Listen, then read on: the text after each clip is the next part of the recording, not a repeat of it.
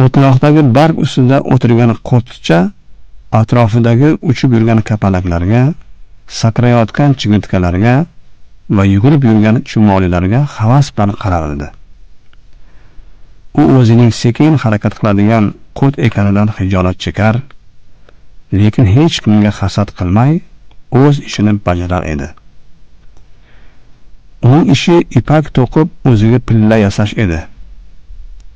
Qurtcha vazifasini hafsala bilan bajarar, chunki u har kimning o'z burchi bor.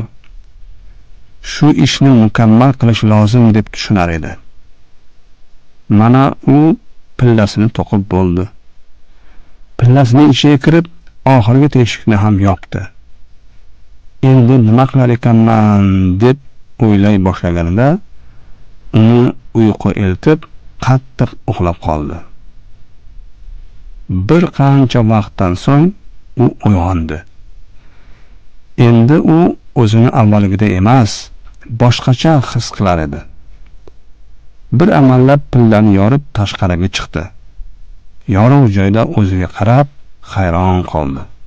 Chunki u endi qurtcha emas, go'zal kapalak edi. Quyosh nurlarida tovlanayotgan rang-barang qanotlariga atrofdagi hammaning havasi kelayotgandek edi.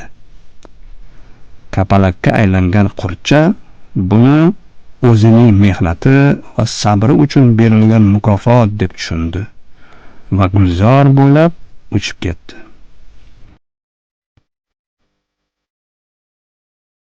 Ey farzandimiz, mashaqqatli mehnat va sabrning albatta mukofoti bo'ladi.